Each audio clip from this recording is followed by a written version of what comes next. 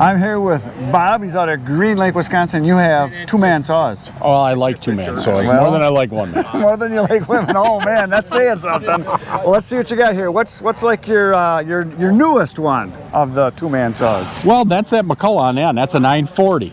A 940. Like everything else, it's hard to find parts for. Yeah. All right.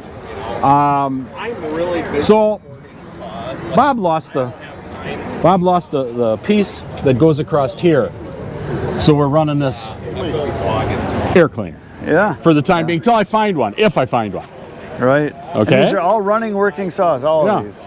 Yeah, I'm gonna run them out. I'll run them in a little bit. Oh, nice. Yeah, we'll have to see that. So, and what else? What's this one here then? This is a 1953 Mercury. 53 Mercury. Yep. Sounds like a Mercury.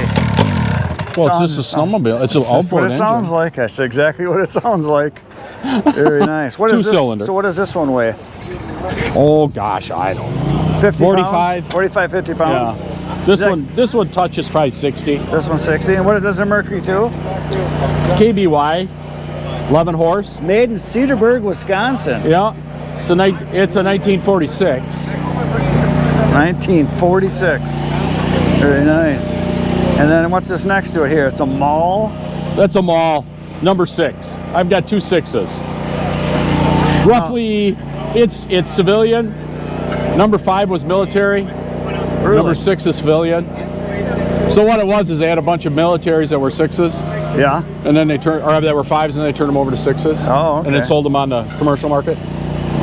So what's the one here that's like the most valuable? The one that's like your baby? Well, they all are. They're like little dogs. Do you have a little dog? No, I never have a little dog. I don't like ankle biters. I like the big ones. I like little dogs. Oh, okay. They all got a personality. Oh yeah, oh yeah. There's something wrong with all of them. Yeah, okay? yeah. This is a 1942. They made 5,000 of them. It's for the war effort. I say it looks like it's Army green. It's Army green, and it's basic. It's a 6 horse, and it's got straight exhaust on it. There is no exhaust on it. All right, and it's very loud. Yeah, I believe it. It'll make your ears bleed. But I think that Titan right there. The Titan is your Yeah, favorite? that's probably a 49. All right, there's not a lot of. When I got it, it was in pieces. Now you see those covers I had made? Yep. Okay, there's actually cast iron covers, and that's where they put the damn serial number for the Oh. So henceforth they're gone. Oh. So I'm only guessing. Oh, okay. But it's an opposed that fires at the same time. Sure. It sounds very neat. I'm gonna run them after a while. So. Okay. And what's this one on the end here? What is this? That's a number 6. Number 6. Okay. I got a number 6 with a short bar. Wherever she's right there, and then I got a number 6 with a long bar. Right. And then you got a lot of saws that aren't here because they're in parts? No. This is just all of them? This is all I can bring. All you can bring. I used to make 2 trips, but I don't anymore. Oh, yeah. 1 trip's enough. Yeah. So this is all what I can fit on my 16-foot trailer and my pickup truck. So now, do you cut much wood and do you use these at all? These are just toys, basically. I race them. Oh, you race them? Yeah, so we they're do. vintage races? Yeah. Oh, neat. That's what I do. Neat. There's a bunch of us like from that. I started in Baraboo, Wisconsin, down at the gas steam show. Yeah. And it's still a big deal down there, but it's kind of expanding a little bit. Yeah. You know, more and more people are. You know, when I started with this, you don't want to learn how I learn. Are these hard to find? Huge difference in color. Are there Yes other and no. guys like you that have them that enjoy them? So There's a lot of them around. Is there a lot of buying back and forth from each other? No. No, the guys. Trade. Once they get them, they don't really want to let them go. You just spend money. Yeah. Like any other hobby. Like any other hobby. But you trade. I'll trade. You know. Yeah. I'm more into trading. Oh, okay. So what are you looking for? What's the one you're looking for you don't have? There's always a new I'd one. like another military. Another military. Yep. Is that pretty valuable as far as hard to find? I don't know. Because it's all supply and demand. It's Mine. Well, there ain't any around. I got this out of Muscle Shoals, Alabama. oh, I bought it off a logger. no kidding. Well, I bought it off his farm. Neat. So, you know, and we don't, you know, a guy don't like to set prices on them, you know what I mean? But I figure running as good as she runs, she's worth $800. Oh, okay. Okay, Titan's probably 1,100 running. Okay. I mean, I see guys got them on eBay for $2,000. Right. That doesn't mean they're selling them. That doesn't mean they're selling. eBay is that's usually a wish price or a hope price that someone just wants it bad enough.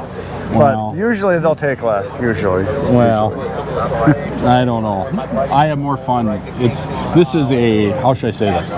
This is it's a hobby, but it's a social event for Oh the right. majority Yeah, of yeah. us. Oh yeah. Yeah. Yeah. This number 6 and that orange KBY, okay, were actually started by the U.S. government for the war effort. Really? What they wanted was a saw that any idiot could put together with a handful of wrenches and run Yeah.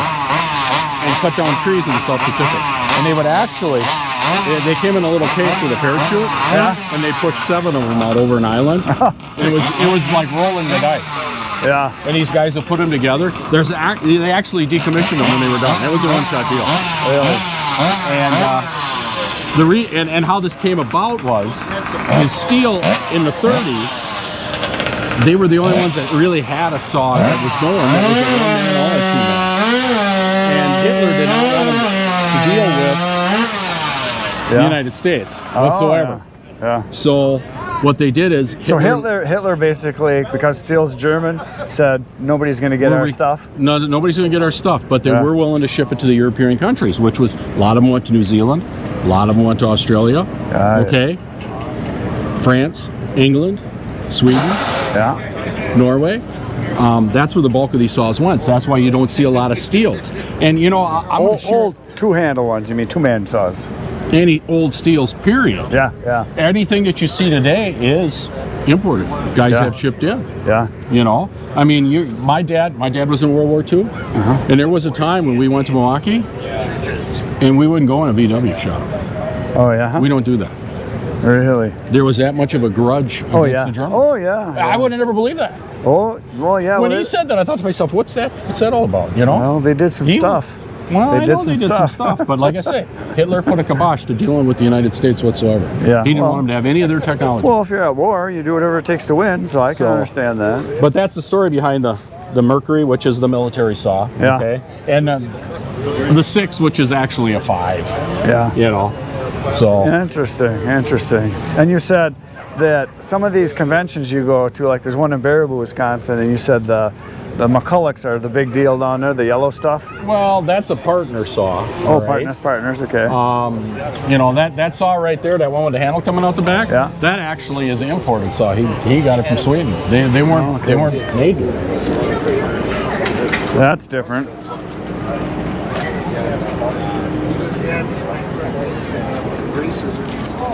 So out of all the saws, you don't have a favorite. They just like them all.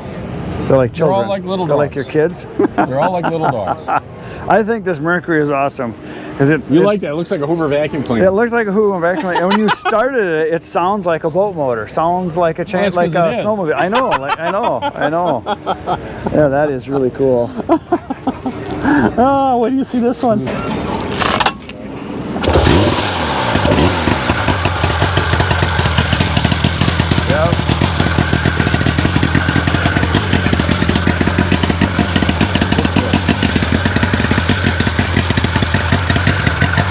Like a boat motor.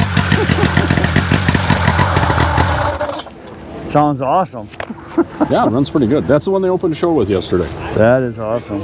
This saw here is a Partner C6. It's the first Partner one-man saw that they made after the Beeble came out back in Sweden in the mid-50s. And this saw I had to trade a guy in Sweden P100 and an R440. What does that mean? It's the 100cc saw. Oh, okay. And they can't get parts for them because those are export saws. Got it. And I says, what would you do for a C6? He goes, oh, I got the perfect one for you. He says this one sat on a dealer shelf in Denmark for 50 years. 50 years? And it's never been used. No oil or gas has been in that saw ever. Still. No kidding. And I'm stubborn and not going to do it either. Oh yeah, pick her up once. Take a look at it. It looks like a transmission vacuum cleaner. Yeah. The Partner. Nice. Yeah, in the red paint. That is very rare to have on these saws because that there shows you that this was never used, because that was always wore off. Yeah. So is it all original chain, everything? Yeah. Bar? Well, the bar and chain are not. Oh, okay. And what is this here? That's the oiler, That's your oiler, huh? because that had an automatic oiler Is this also. the original pull? Yes, So what year did you say this was? 55. 55. Very cool. Well, thanks. Yep. So after we left the old chainsaws and the two-man saws, we walked around, and there was just a lot of really big equipment, a lot of really cool stuff that the average person never sees. This is a chipper, and it looks to me like it's a pretty good sized one. I think it could take a whole tree on. I don't know how big the opening of the chamber was going in. It looked like 30-some inches possibly, but look at the size of this thing. Absolutely massive, and there's big equipment everywhere at a show like this. And then right next to it was another chipper that was on a trailer, and then to go with it, there was a big boom here, a big lift with a cutting head on it. Look at the extension on this thing. I don't know how big it was. I'm just guessing it was at least 60 feet, 70 feet, something like that. But some really impressive equipment when you get there and walk around and look at some of the stuff.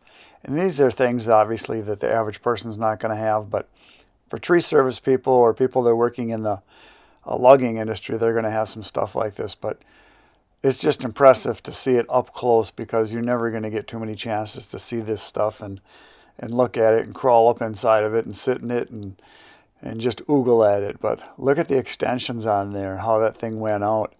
And I don't know what the capacity was on it, but there's a cutting head up there so it can reach up in trees, take tops of trees off, and then stuff it into the chipper. Pretty cool. And then there was this little trailer. Look at the tires and axles on this thing. This is a galvanized trailer. I don't know how long it was. All I can tell you is look at the number of axles and wheels. I'm pretty sure it was made to haul a big load. Well, there it is, folks. That's all I got for today. Come back tomorrow, 5:30 a.m. Good night, Irene.